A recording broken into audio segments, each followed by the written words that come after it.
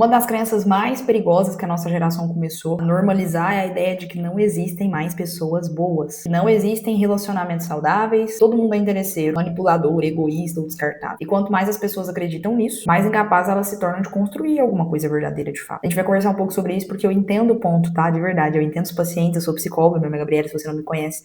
Eu entendo o ponto dos pacientes que chegam pra mim dizendo: Gabi, já sofri muito, já me decepcionei, e portanto agora acho que é melhor ficar sozinha porque homem não presta ou mulher não presta, e infelizmente não tem o que fazer porque relacionamento não funciona neste mundo. Mas eu tenho uma pergunta importante pra te fazer, vamos lá. De onde vem essa visão tão distorcida sobre relacionamento, casamento, amor, família, compromisso? Porque perceba uma coisa, o ser humano, ele aprende a amar através de referências. A gente é muito mimético, ele aprende a amar através de modelos, através da cultura que o cerca. Assim funciona. E aí é que entra, nós vivemos numa cultura extremamente carente de bons referenciais, de boas referências. As pessoas, nós, muitas vezes, elas crescem vendo relacionamentos frágeis, famílias quebradas, desestruturadas, traições sendo normalizadas de algum modo, superficialidade sendo romantizada, aquela ideia do não, olha, não dá muita moral, sabe? Aquele charme, aquele jogo emocional, tudo isso sendo até muito romantizado, até mesmo pela própria cultura, pelo próprio cinema. Como eu disse, a cultura como tudo, a nossa sociedade, não é? E além disso, a gente também cresce confundindo egoísmo com amor próprio, uma ideia muito equivocada de amor próprio. Eu vou falar uma coisa aqui que eu sei que talvez incomode muitas pessoas. Independente da religião que você que tá me ouvindo tem ou não tenha, de repente você não tem uma religião, é impossível negar o impacto moral que ela teve durante séculos na existência humana, na formação humana. Eu sou católica e mesmo você não sendo, pensa aqui comigo de maneira crítica, porque esse canal existe justamente para isso, né? Independente das caixinhas e das nossas crenças individuais, mas vamos pensar de maneira macro e crítica. Ó, esses dias eu tava ouvindo um terço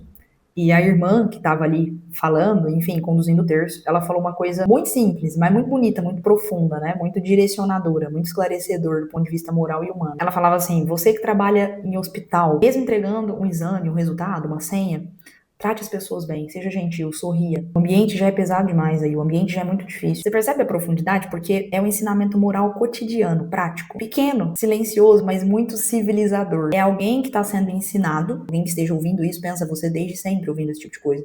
É alguém que está sendo ensinado a agir com dignidade, com paciência, com serviço, com humanidade, com força, com fortaleza interna para suportar ali as frustrações, enfim, mesmo quando ninguém tá vendo até. E durante muito tempo, a religião, a família, a comunidade foram justamente algumas das principais fontes dessa formação moral. As pessoas aprendiam com todas essas instituições dever, responsabilidade, sacrifício, respeito, compromisso, fidelidade, serviço. Não porque elas eram perfeitas ou muito melhor do que nós, tá? Porque também existe esse lance assim de acreditar que a minha geração é melhor do que a seguinte, né? A gente desce além, às vezes, na geração Z, na geração Y, e assim por diante. Se você é boomer, você desce além na geração milênio, e na milênio mete além na geração Z, assim por diante, mas não por isso, tá? Não porque essas pessoas, nesse momento da história, eram perfeitas ou mais do que nós, mas porque existia um referencial para elas acima do próprio ego delas. Hoje, por outro lado, nós temos uma cultura ensinando praticamente o oposto. Você é a sua maior prioridade. Faça tudo pela sua paz, porque ela é tudo que importa. Ninguém merece seu esforço. Se você cansou, troca. Se incomodou, vai embora. Relacionamento tem que ser leve. É claro, gente, presta atenção, é claro. Existe um lado muito saudável e necessário em estabelecer limites nas nossas relações, na nossa vida. Mas o problema é quando toda relação passa a ser tratada e vivida apenas pelo filtro da satisfação individual imediata. Porque amar alguém, inevitavelmente, exige desconforto. Exige paciência, renúncia, exige maturidade emocional, exige permanecer, ficar, mesmo quando o sentimento oscila, a vontade é de ó. Só que numa sociedade profundamente individualista e imatura, infantilizada, fraca, qualquer desconforto começa a virar quase que como uma violência contra si mesmo, violência emocional contra o seu amor próprio, contra os seus limites, não aceite isso, você não precisa disso. Claro que numa cultura que fomenta ideias como essas, crenças como essas, esse tipo de print que eu vou colocar na tela aqui pra você agora, deixa muito claro o porquê que todos nós estamos muito aversivos. Eu sei que muitas vezes você que tá me ouvindo, os pacientes que eu atendo,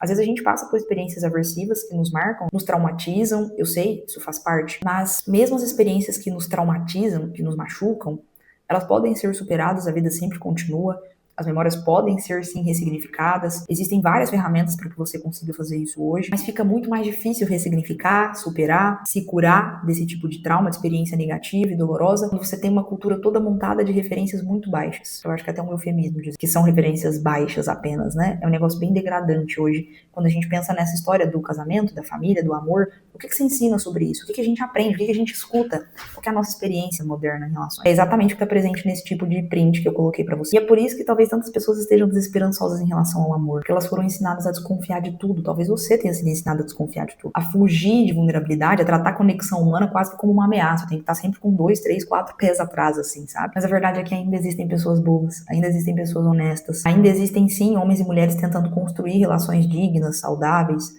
Eu sei que quando a gente olha pra grande massa, pessoal, tem um monte de gente aí muito inconsciente, tacando foda-se pra ideia da família, do amor, da construção, da maturidade. Eu sei que sim. Isso também existem várias raízes, né? Não é assunto desse vídeo, mas é claro, nós também estamos imersos numa cultura que estrategicamente, num sistema, digo mais, que estrategicamente quer nos manter Peter Pans para todo um sempre, imaturos, inconscientes, impulsivos, porque isso é muito mais conveniente ao sistema, muito mais lucrativo, muito menos arriscado, muito menos perigoso, né? Mas sim, essas pessoas boas e dispostas, elas ainda existem, mesmo que talvez você ache que não pareça, talvez você esteja tão imersa num ciclo social e numa crença, que é essa que a gente está discutindo nesse vídeo, que fique quase que impossível, como se fosse uma cegueira cognitiva, tem nome técnico dentro da psicologia cognitiva, né, cegueira cognitiva.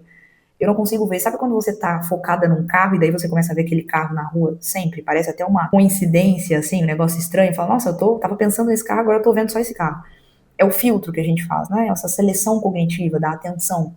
Funciona exatamente para todas as outras coisas do mesmo jeito. Então, se eu estou filtrando essa ideia da crença de que nenhuma pessoa presta, as pessoas são egoístas, as pessoas mentem, as pessoas traem, o relacionamento é muito melhor ficar sozinho, porque imagina, o amor próprio, a vida para mim é muito mais legal, eu não preciso dar satisfação para ninguém, porque daí eu vou ser livre. Você começa a visualizar coisas que confirmem a sua crença, viés de confirmação. Isso é muito grave, porque acontece que há uma distorção de realidade muito evidente nesse tipo de processo. Essas pessoas boas que ainda, e dispostas que ainda existem, elas não estão performando cinismo na internet geralmente, tá? Só uma dica. Elas estão vivendo a vida real, trabalhando, construindo caráter, tentando melhorar, tentando lutar com seus monstros pessoais ali também. Talvez uma das maiores formas de resistência no mundo atual seja justamente continuar acreditando na possibilidade de vínculos saudáveis, de família, de amor, de tradição, de compromisso, num mundo que lucra emocionalmente com o contrário, com o rompimento de família, com o caos psicológico e emocional que esses rompimentos geram, com todo o sistema de forma geral, inclusive a indústria farmacêutica e afins. Porque pensa comigo de verdade, todo o meu coração, uma sociedade sem amor, sem família, sem vínculo, sem pertencimento, sem confiança, se torna muito mais vazia, muito mais ansiosa, muito mais manipulável e muito mais doente, muito mais infeliz. No final, o amor não morre só nos relacionamentos estragados, difíceis, tóxicos, às vezes eu sei, mas o amor morre na visão de mundo que a gente vai nutrindo. E como é que a gente adquire uma visão de mundo ou corrige uma visão de mundo já adquirida? Nos nossos ambientes, na nossa cultura, nas referências que a gente tem. Nós estamos carentes de boas referências, pessoal. Tem uma galera aí, posso dizer por mim. Eu tenho tentado fazer esse processo de curadoria também, de reforma do meu imaginário acerca de família. Há um tempo atrás, quando eu era mais jovem, eu não queria ser mãe. Eu via dizendo isso, não quero ter filho, não quero ser mãe, não me importo muito e tal, porque é uma decisão minha, porque eu prefiro ser livre, não combina comigo. Um discurso muito adolescente, muito imaturo, muito privado ainda de uma percepção macro de realidade, das coisas como elas são, do valor das coisas sobretudo, né, da moral e de outros princípios aí que realmente sustentam a vida na prática, não na ideia da liberdade, na ideologia, como a gente às vezes é enganado a acreditar. Hoje eu já penso totalmente diferente, por quê? Porque eu fui me banhando, eu fui corrigindo meu imaginário como eu falei, com um pessoal, com uma galera que não fica com uma bíblia debaixo do braço tentando evangelizar ou converter as pessoas. Não foi assim que eu mudei a minha crença, a minha perspectiva sobre esse assunto. Inclusive sobre casamento, né? Mantém em mim um desejo, um sonho muito aceso de casar na igreja e tudo mais. Mas não é assim que essas pessoas me convenceram. Não foi assim que essas pessoas me convenceram. Elas me convenceram com a vida delas. Eu fui simplesmente visualizando como é que isso funcionava, fui sendo tocada pela verdade, pelo valor, pela beleza presente nisso, naquele estilo de vida, naquelas referências, naquelas possibilidades muito altas, humanas, e aquilo foi me apaixonando, aquilo foi realmente me encantando. Vale a pena sentir, vale a pena ficar, vale a pena amar, vale a pena se doar, vale a pena se gastar, vale a pena sangrar, se sacrificar, amadurecer junto ao lado de alguém, construir grandes coisas magnânimas do ponto de vista humano, deixar rastro no mundo, como já diria São José Maria Escrivá, deixa rastro, né? Que a sua vida não seja uma vida estéril. É isso que eu desejo pra você. Se você não me conhece, meu nome é Gabriele, eu sou psicóloga clínica 100% online. Aqui abaixo no vídeo você encontra link para me conhecer um pouco melhor. Também link de WhatsApp para agendar uma sessão de terapia, caso você queira. Vai ser um prazer caminhar com você nessa jornada. Se inscreva no canal, deixe seu comentário, seu link, compartilhe esse vídeo com alguém se faz sentido pra você. E até a próxima.